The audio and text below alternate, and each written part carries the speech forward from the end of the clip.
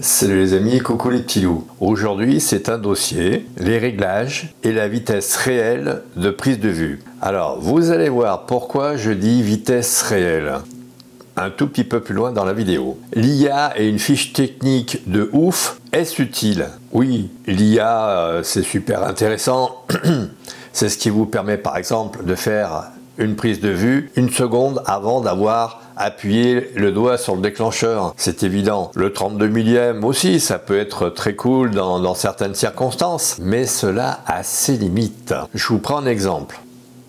La photo que voici, tirée de la vidéo de Roland Serviel, directeur technique chez Nikon et travaillant chez Nikon depuis plus de 23 ans a priori. Cet extrait est tiré de la 21e minute 38 secondes, pour ceux qui veulent se donner la peine de vérifier. Alors, Roland Serviel, présentant les boîtiers et les objectifs Nikon, dit que cette photo a été faite grâce au 32 millième, en rajoutant toutefois que avant c'était très difficile d'avoir ce résultat. C'est vrai, mais pas seulement, puisqu'il a fallu que le photographe déclenche avant le bruit du pan du fusil. Vous savez, et là, crac, il fait la photo.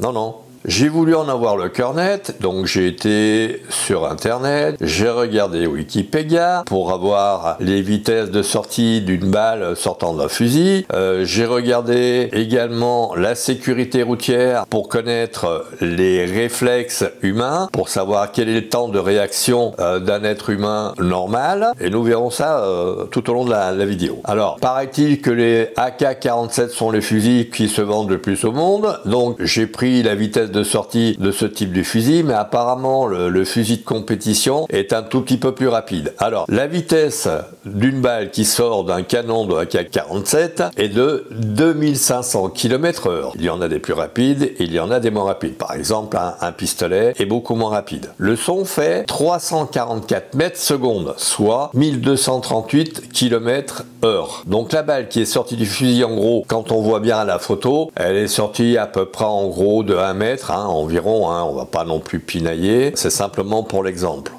La vitesse de sortie de la balle est plus rapide que le 32 millième, puisque si je divise la vitesse de l'AK par 32 000, cela me donne 2,90 m.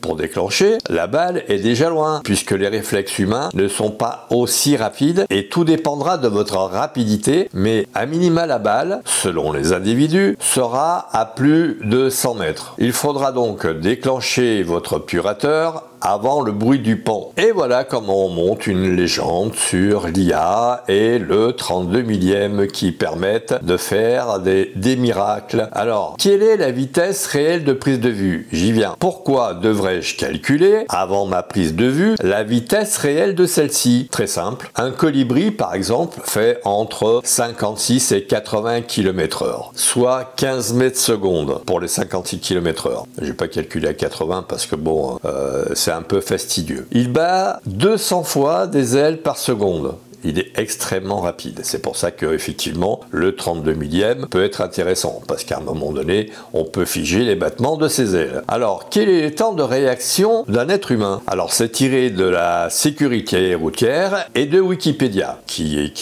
sont concordants. Le temps moyen, alors je lis parce que là c'est quand même relativement très précis, le temps moyen de réaction à un stimulus visuel est de 0,75 secondes. Il peut descendre à 0,40 pour les jeunes conducteurs très concentrés sur leur conduite et peut aller au-delà de 4 mètres pour un conducteur en état d'ivresse. Allez sur Wikipédia, vous verrez une étude plus complète sur le sujet. Voilà pourquoi dans les semaines à venir, je vais essayer de vous donner les bonnes pratiques à avoir pour appliquer les bons réglages. Parce que c'est pas tout d'avoir le 32 millième. Si on ne sait pas quand est-ce qu'on doit déclencher, on déclenchera fatalement à tort. Je vous donne un petit exemple que je vous ai déjà donné dans une précédente vidéo. J'ai fait du karaté. J'ai été champion du Lyonnais en équipe et champion du Rhône en individuel. Donc je savais quand déclencher. Il y a beaucoup de photographes qui me disent mais comment tu fais? C'est très simple. À un moment donné, quand on donne un coup de pied en karaté, un mawashigiri, c'est-à-dire un coup de pied circulaire, comme ça. En fait, il faut pas déclencher quand on est à la moitié, il faut déclencher quand le karatéka lève le pied, parce que faut donner un coup de pied très rapidement, de peur d'être bloqué, et donc il faut être très rapide. Voilà pourquoi je vous dis que le 32 millième c'est bien, mais cela dépend aussi et grandement de vos réflexes à vous. C'est pour ça que il faut que vous étudiez parfaitement votre boîtier, que vous sachiez quelle est la règle de prise de vue, c'est-à-dire la vitesse réelle de la prise de vue à faire, pour le colibri par exemple, ou la balle qui sort d'un fusil. L'usage que vous allez en faire après vaut la peine que vous preniez le temps d'étudier votre boîtier, car un boîtier aux optiques performantes, c'est pas suffisant. Il faut avoir des réflexes affûtés, ou il faut bien connaître le sujet. Par exemple pour le colibri, si vous déclenchez le colibri quand il démarre d'une fleur, ou quand il s'en va d'une fleur, c'est trop tard. Il est déjà parti, et il a déjà fait 15 mètres. D'où l'utilité de connaître la vitesse réelle de votre prise de vue. Sur ce les amis, je vous en dirai pas plus, je vous en dirai plus dans les prochaines vidéos. Et à très vite dans une prochaine vidéo.